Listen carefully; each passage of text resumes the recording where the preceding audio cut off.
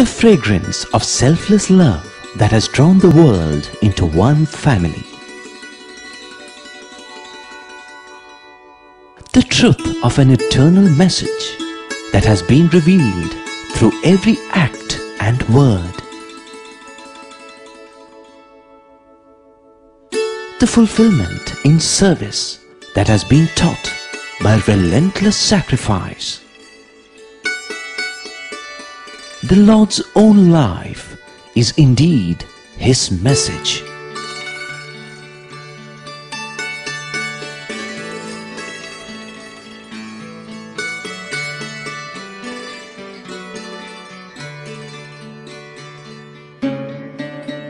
Sai Ram. Greetings and welcome to the 13th episode of our month-long serial entitled The Message of the Lord, which is bringing you the essence of the teachings of Bhagwan Shri Satya Sai Baba. During the last few episodes, we have been focusing on the hospitals established by Swami and the wonderful as well as unique service they have been rendering to the poor and needy. Undoubtedly, these hospitals fulfill a promise that Baba made way back in 1947 when he promised to help the poor and the distressed and wipe out their tears. But there is also a larger message that Baba is sending to all of us through his hospitals.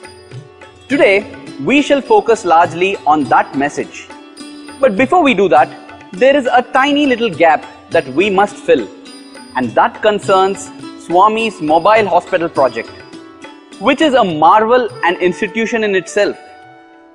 It must be stressed that Swami's mobile hospital is quite different from the standard medical camps that are a regular feature of the Sai Seva world, not only in India but also all over the world. This mobile hospital is something some of you might have seen parked way back at the end of Sai Kulwant Hall. From the outside, it looks like a big bus. But inside, it is a different story altogether. It is a small hospital on wheels with an X-ray, a Doppler ultrasound scanner, and a small lab. This mobile hospital has been in operation since 2006 and has made a sea change to the lives of villagers around Puttaparthi. However, it is not the van itself that has brought about the change, but the amazing spirit of service, dedication, and single-pointed devotion of one wonderful doctor which has made all the difference. That doctor's name is Narasimhan. He volunteered to work on this mobile hospital project in 2006 when Baba launched it. And with the hospital bus, he has made magic. How? Firstly, he has attracted many other doctors to join him in the village service he was engaged in. The team that goes out on every trip has at least 40 members, which includes doctors and paramedical staff. But his roster has more than 300 people on call who take turns and come to Puttaparthi. And some of those who have volunteered are very experienced doctors who have a very good practice elsewhere or are professors in leading medical colleges.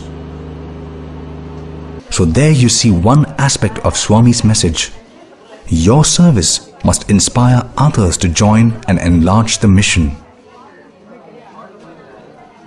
Let's now see how the hospital service operates. Basically, it caters more than 70 villages around Puttaparthi. During the first 15 days of every month, the mobile hospital visits these villages in turn, one village a day. About 15 doctors accompany the bus during every trip.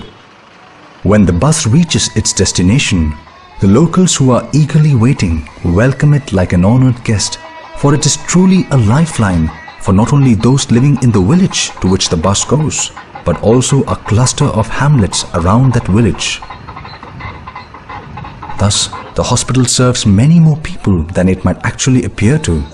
all the patients requiring attention wait in a shamiana, while outpatient consultation is organized in a set of rooms in the local school.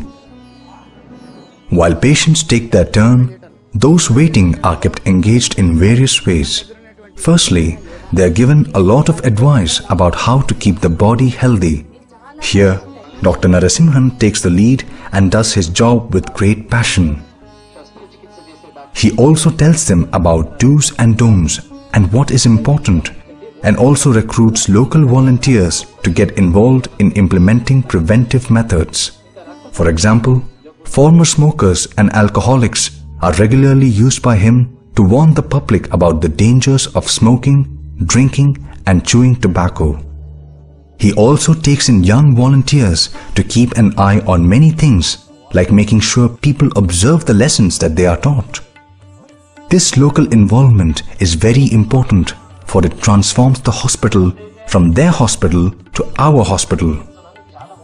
All records of visits, consultations, and treatment given are maintained in the computer database, so that when the hospital comes again for its visit, the follow-up becomes much easier. This is where the hospital is very different from a medical camp, where patients come and are served like people coming to a soup kitchen. Doctors find this particularly satisfying because when they come the next time, they want to know how their prescription is working. The diagnostic facilities in the hospital, plus the number of experts coming along with the bus, also make a huge difference to the locals. For them, such facilities never come to their doorstep. At best, they are available in a few hospitals here and there in towns some distance away. And everywhere the focus is on money. One should not forget to mention that while waiting, the patients are not only shown educative films but also film clips on Swami.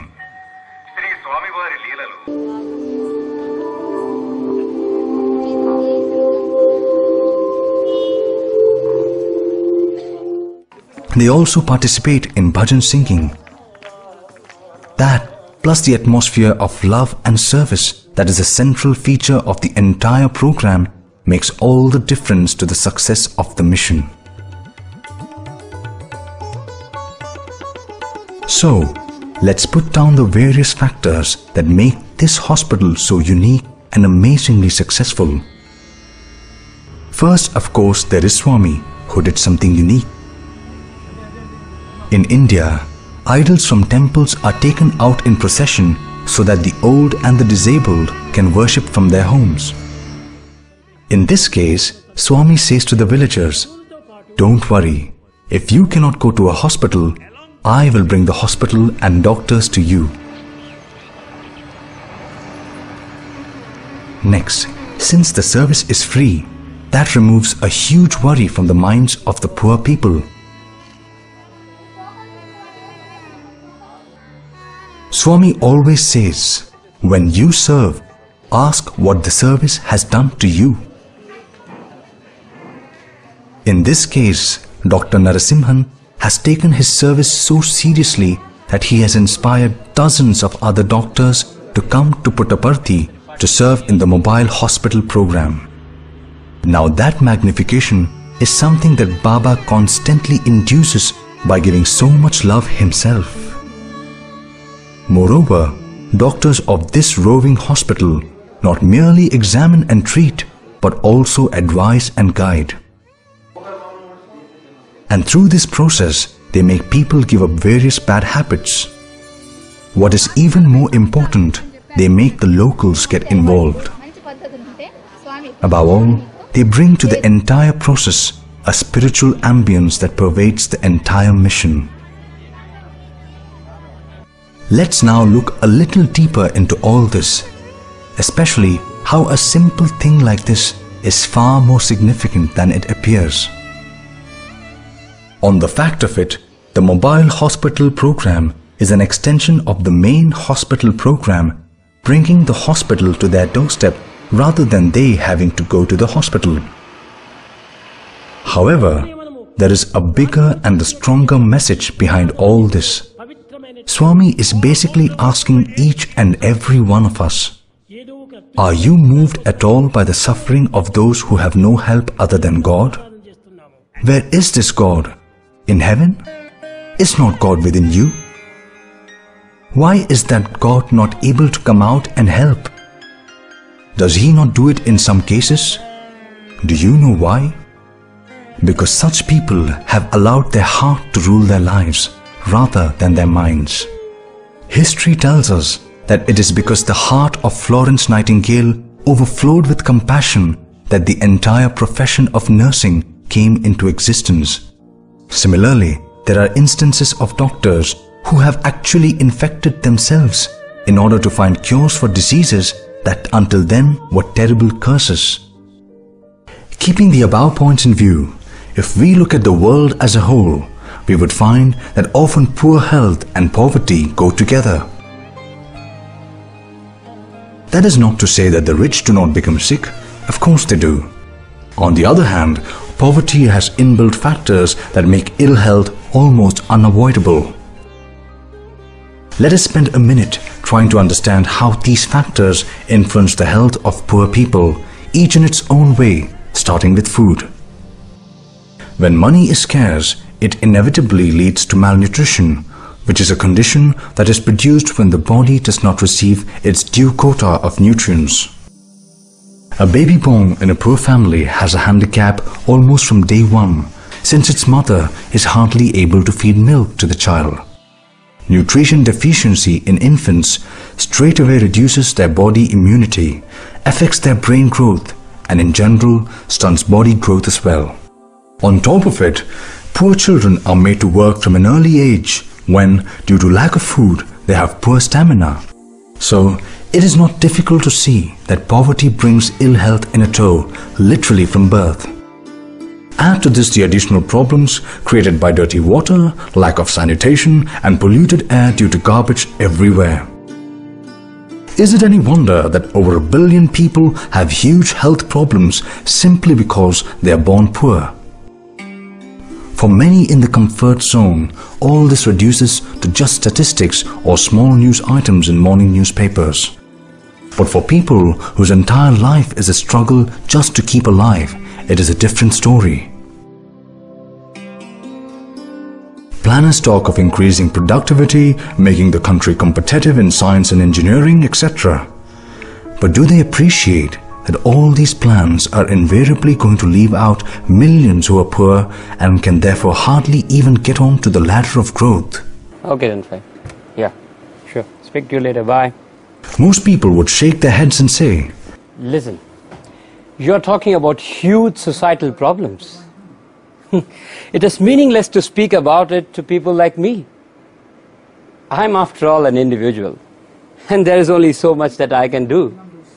Well, problems always exist, and we just have to live with them. Maybe helping out a bit here and bit there. This is invariably how people in the comfort zone would speak. Even the very rich do so. They are too busy and simply do not have enough time to manage their own affairs. But just look back at what Baba has done. He was poor and yet he did monumental things. How? Not by looking at his purse. In fact, he never had one. Rather, what he always invested was unlimited compassion, abundant pure love, deep dedication, and continuous involvement.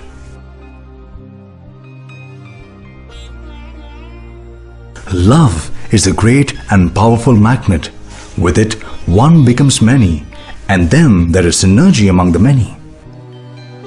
It is that multiplier effect that has enabled Baba to achieve so many amazing results, even though he started with practically no cash. Throughout the world, people are crying out for help all the time.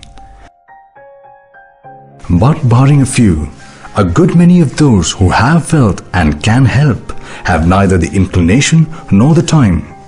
Indeed, not even the idea of occasional help. Consider, for example, the state of Orissa in India. God has endowed it with a lot of natural resources like water, forests, minerals, etc. Yet, even today in the age of super planes, most people in Orissa are miserably poor.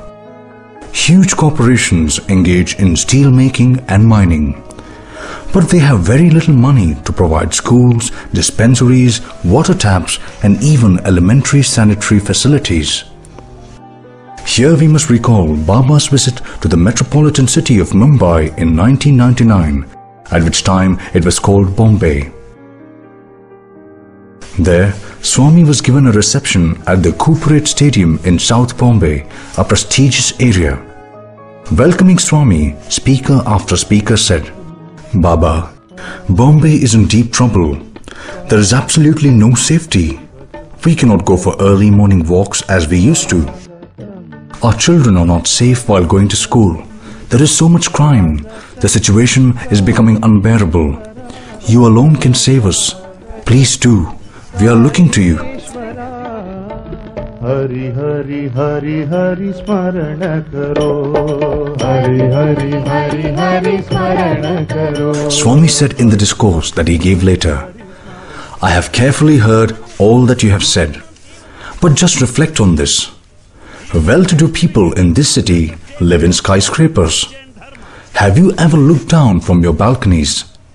If you did, you would see slums everywhere. You get water in the taps in your homes. These people have no homes and no taps. Your children can go to school. Their children have to go and work. If you fall sick, you can get treated in a hospital. If they fall sick, which hospital would treat them if their sickness is serious? Have you ever spent 1 minute thinking about their problems and difficulties? So many of you have gathered here to tell me about your problems. But how many times have you ever gathered to even think about solving the problems of the poor of your own city? Baba never minces words and speaks out his mind, irrespective of who the listener is, provided the listener needs to be taught the basics. Swami thus told his Bombay audience, "Bombay is the stomach of India. When the stomach gets upset, it affects the whole body. Thus, when the poor have innumerable problems and you do not bother to do anything about it, the effect of those problems will also reach out to you. The sooner you learn about this elementary fact and do something about it, the better it is for you." So you see, if we look a bit behind the hospital, we can see not only how Baba got them going, but also how he has sustained them and even arranged for them to improve and grow. One more point, and an important one too. There is a fundamental difference in the way the East has approached the problems of the body than done by the West.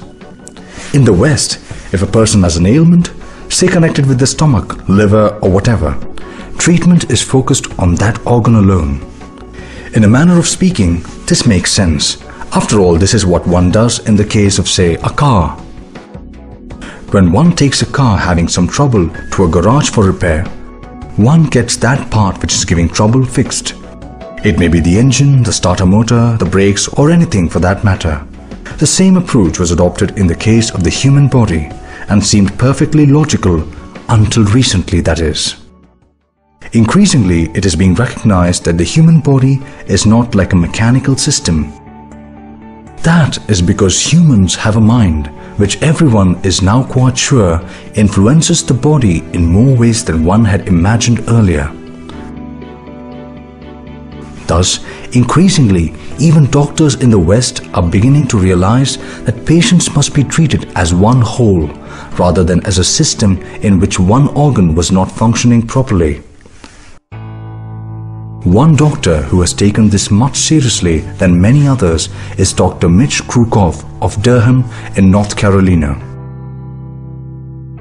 Dr. Krukov has done pioneering work in establishing that praying for patients in a systematic manner actually sends good vibrations to the minds of the patient.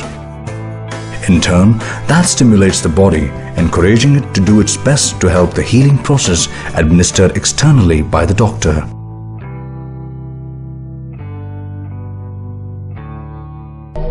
Mr. Krukov is one of my heroes.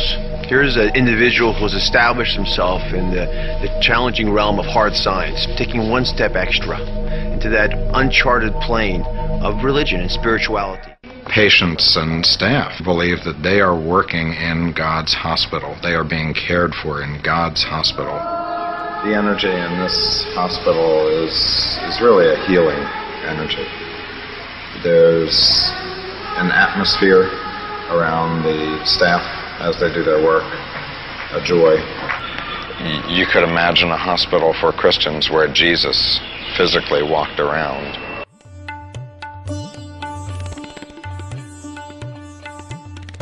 So there it is. This issue of body-mind interaction is a big topic in itself, and we cannot go into there due to lack of time. But this much is for sure. The aura of love in Swami's hospitals do help in the speedy recovery of patients. This is what Dr. Michael Nobel of Switzerland had to say on this. To find free hospitals, but combinations of the two, of a super specialty, highly advanced, state-of-the-art hospital which is free to the poor is a unique, completely a unique concept. And if we add the idea of the Sai Baba's presence, the spirituality which his presence in form of photos or his actual presence lends to the hospital, it becomes a very unique creation. I know hospitals very well, but I've never seen anything like this. Changing the subject, let us now see what Swami has got to say on keeping the body-mind complex healthy. Now this is an important point, because staying healthy does not mean only taking care of the body, but also taking care of the mind and the senses. First, let us see what Swami has got to say in general about this subject. Just have a look at this clip. ఈ దేహములు అనేటువంటిదంతా కూడా ఒక పెద్ద magnet car. ఈ కన్నులు అనేటువంటిది ఈ యొక్క కారుకు లైట్లు, ఈ యొక్క నోరు దీనికి హార్న్, ఈ యొక్క దీని లోపల మైండ్ స్టీరింగ్.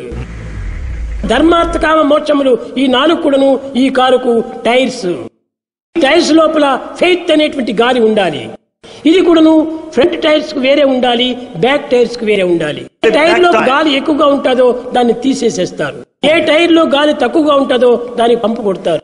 మన యొక్క స్టాక్ ఈ కారుకు పెట్రోల్ బంక్ కనుక ఈ కారు యందు సర్వత్రము ఉంటుండాలి. As expected, Swami spoke in Telugu. Let us now summarize what Swami said. Basically, Swami compared the human body to the car, and in the process he made the following observations. ఈ దేహములు అనేటువంటిదంతా కూడా ఒక పెద్ద magnet కార్. So body is like a car which is magnetic. The eyes of a human are like the lights of a car. They help you to see where you're going. ఈ యొక్క నోరు దీనికి horn. The mouth is like the horn of a car. ఈ యొక్క దీని లోపల mind. The mind is like a steering wheel and determines the direction your life would take. That, by the way, is an important analogy. The stomach is like the petrol tank. And finally, Baba compares the tires to the fourfold conduct of life observed in ancient India. This point is a bit difficult to understand for people who are not familiar with Indian scriptures, and so maybe a few words of explanation would suffice. You know, the scriptures of India do not demand people to live like monks. They accept that ordinary people would like to have money and possessions. They would also have desires of various kinds, especially to get married and raise a family. So, a fourfold code of conduct called Purushartha was laid, according to which dharma had to be the basis of everything one did in life, including the acquisition of money and having desires. A strong moral foundation for everything that one did was thus considered a must. Next, it was stipulated that as one grows older, one gave up wants and desires slowly but steadily. Thus, by making dharma the basis and slowly sublimating one's desires, one could, so declared the scriptures, eventually attain moksha or liberation. Baba compares the 4 tires of a car to the Purushartha and adds that just as the air pressure in the 4 tires must be suitably adjusted so that the car does not lose balance while moving, so also in life, wealth acquisition and desires must be strictly regulated. You might ask, but what have the Purushartha got to do with health and healthcare? Everything. Because a person who leads a well-regulated life and controls his or her desires and wants would have mental peace. Remember the old saying, a healthy body requires a healthy mind? Well, if you have a healthy mind, your doctor bills would automatically come down. And you know that would be good for you and the society too. Just think for a minute, how many health problems people get into thanks to desires. How much money is wasted and squandered because people want to become rich quickly. So you see, although healthcare might be a subject in itself as far as organization, planning, projects, etc. are concerned, at the end of the day, it all boils down to what we do with our lives. Baba's constant advice is that if we take to the path of spirituality, not only can we be healthy and enjoy mental peace all the time, but through service can help others to enjoy that same benefit. And when large number of people feel good and happy, it is good for society, is it not?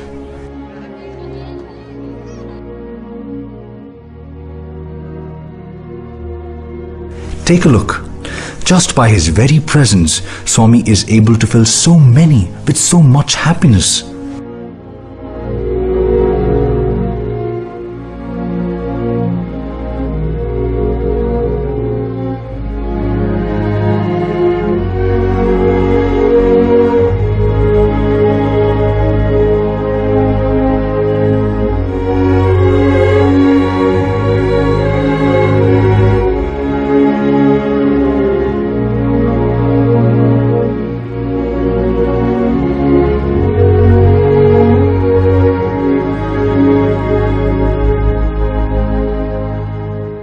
Do you know how many we can make happy if we just follow Baba's teachings and put them into practice? Do think about it. That's all we have for this episode. It has been quite a long one, but the subject was also equally important and we had to dilate on it.